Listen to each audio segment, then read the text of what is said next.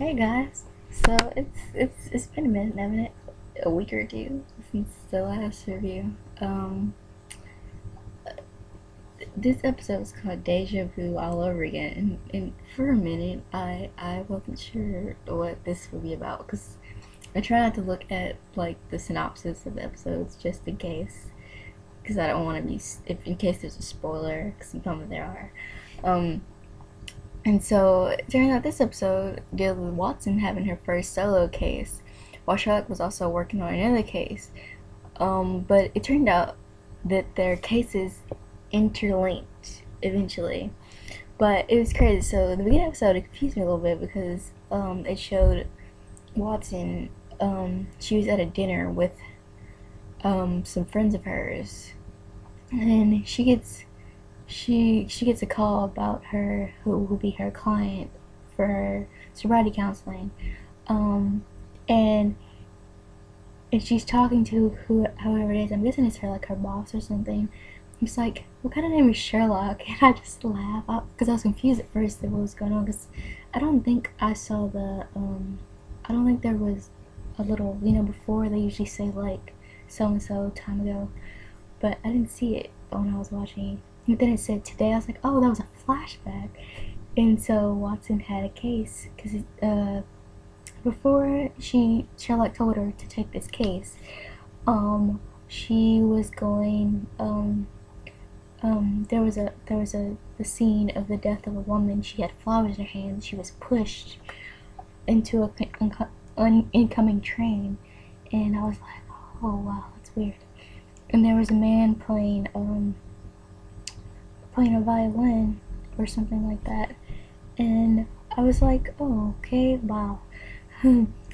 I just would never want to die that way. It's really sad. It turns out, so the case that Watson was dealing with was the one of the woman who got pushed into the train. She was just a random woman who was about to get, I think she's about to get on the train, the subway. She just got pushed. She got handed flowers and pushed into an incoming train. And then the one Sherlock was working on was the one where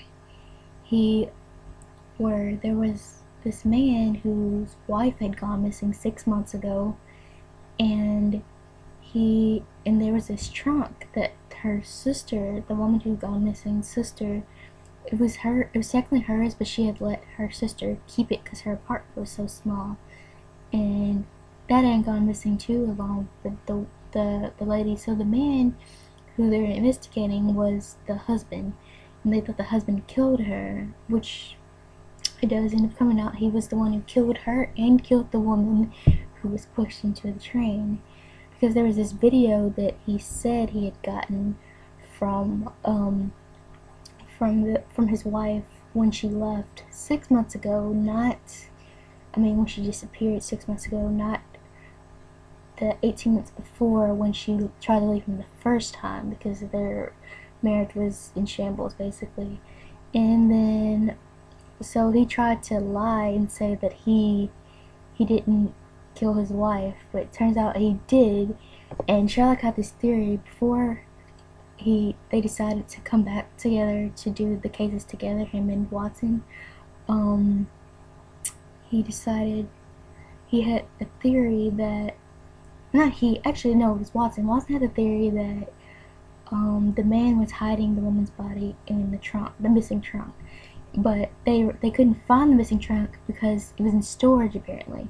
But the storage so in the beginning of the episode, so I won't confuse you guys, Watson learned how to break into a car, with a Slim Jim, and because of Alfredo. Y'all remember Alfredo?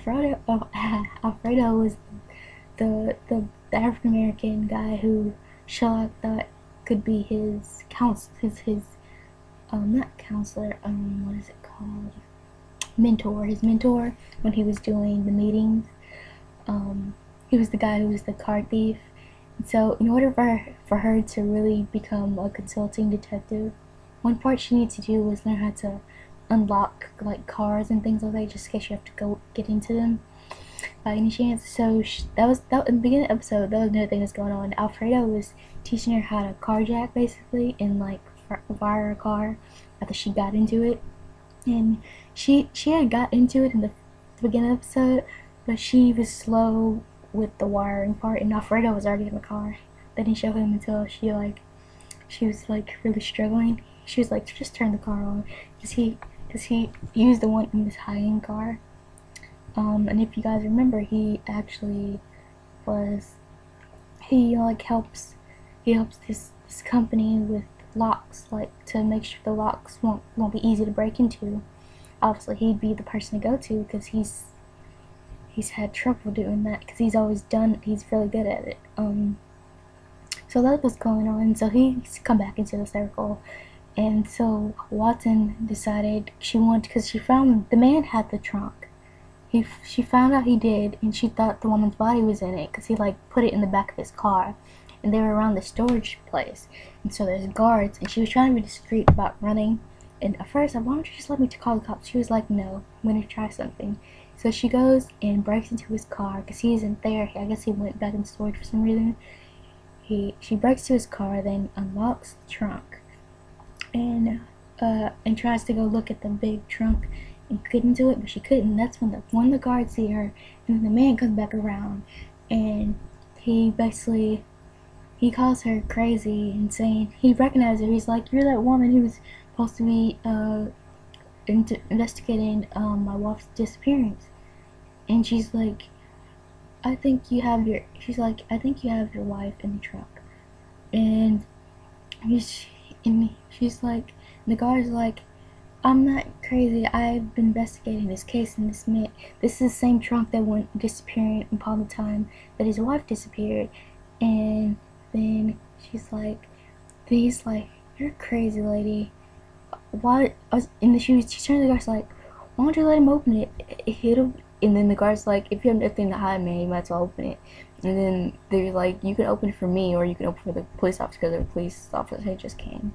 And he opens it, and it's empty, which I was like, damn it, because I had a feeling it was him too. Cause you just don't just goes to the cops for some reason. Not that I think every man would do this. Not every man is guilty, but most of them are. When it comes to the disappearance of your wife for so long, like seriously. So it turns out the videotape that apparently he got, the videotape he got of his wife from his wife's email, like apparently it was sent from her, but it was sent during the 18 months before when she tried to leave him the first time. So he basically lied about that.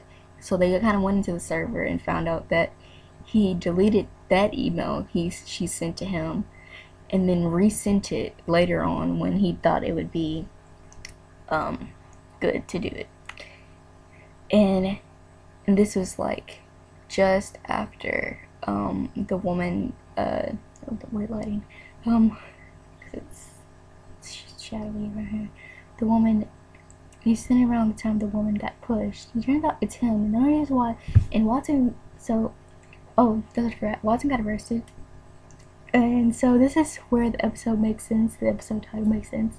So Sherlock has to go get her from prison. Remember in the other episode when he got arrested, and they were both behind the glass. One of them was behind the glass, and they were on the phone. And Sherlock's like, this is a bit deja vu, Watson. And he tells her, I paid for your bail, and your release should become shortly. And she's talking about how she doesn't think she can do this because maybe you can't teach everyone how to be a detective. It's something you have to know. But I was like, Watson, you're giving up too early. See, the problem with this was also that Watson was having personal problems too with her friends, like the friends in the beginning of the episode. They like basically did intervention in her when they found out that she wasn't doing consulting, the sobriety counseling anymore. She was trying to be a detective, and her friend Emily was basically being a bitch. And talking about how they don't think this is her. They don't know what she's doing. They think she's lost or whatever. And I was like, girl, you obviously don't know Watson that well if you think she's just gonna throw herself into something that she doesn't want to do. There's like she basically fell off the wagon ever since she had to quit being a doctor or a surgeon. And so I was like, wow. So Watson is like, this is an intervention. I know what intervention is because I've helped get them together. I have helped families stage them before. And so she basically left, and she was like, that was crazy because I didn't think that was gonna be fixed either, and it ended up being fixed through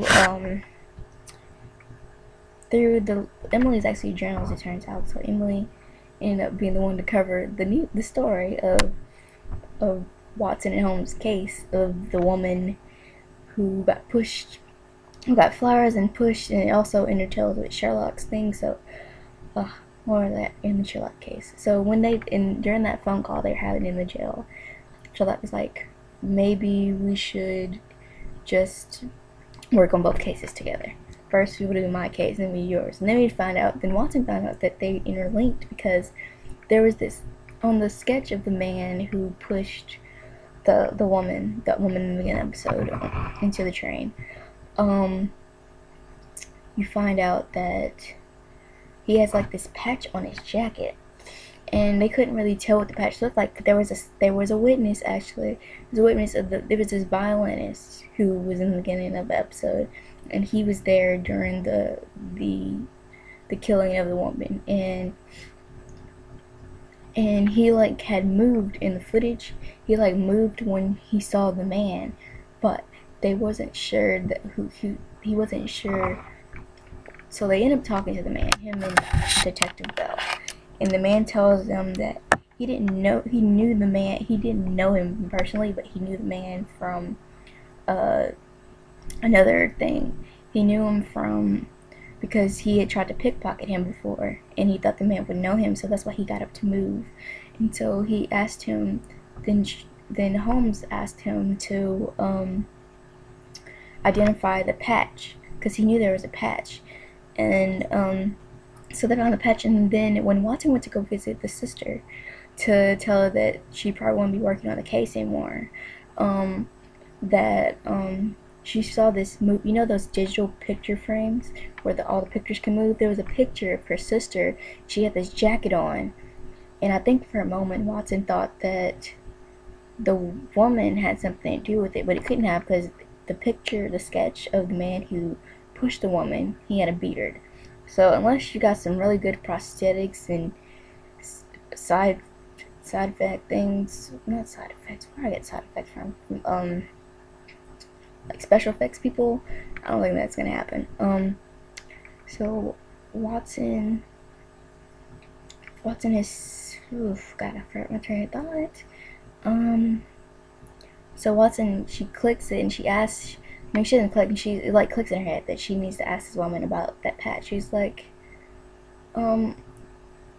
she like basically, and then her and Sherlock call the man. Well, the man gets called in when Watson and Holmes, they're sitting in a room in the police station where they're going over details and stuff, and the man gets called in by Gregory, the Inspector Gregory, and he comes. He tells him, I invited the man to come in, and he's like, it'd be good if you apologize to him. And then interrupted me again. Gosh, I said this. And so they brought him into the interrogation room, and he kept trying to say he didn't do it. Then they had all these things. He kept calling Watson crazy, and Watson was able to prove it to him that he was the man. He killed the lady at the train station. He's killed his wife. And there you go. And then her friend Emily, and then Watson's friend Emily called her, and that's when we find out that she's gonna be the one writing up their case for paper or something. Then Watson, she's like on her computer, right? and I think this is a dating website. I'm not for sure, but it's something. It's some kind of online comedian thing, and it says for occupation, it says that she first says she's a sobriety counselor, then it changes, and changes to um God, that hurts now. Um, and she changed it to consulting detective, and I go, oh my god, that's adorable.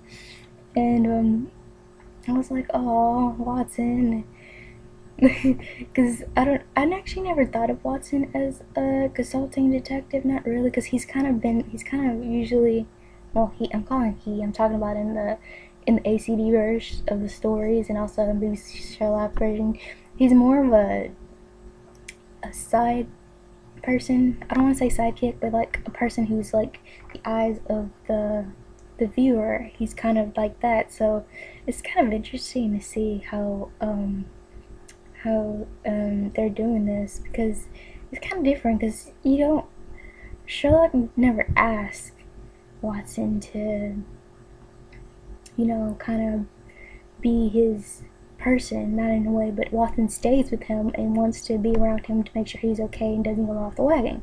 So I kind of feel like that's what's going on here, but Watson's becoming more in tune to it, and it's interesting. I actually kind of like that bit. It makes it a bit more easy to watch, and you can relate a bit more. So that was that episode, and um, hush. Now I need water. So I hope y'all like the review, and I'll see you guys next week. I hope, cause I watched it on demand, so I don't know. I hope there's another episode next week. But I will see you guys very soon. Bye.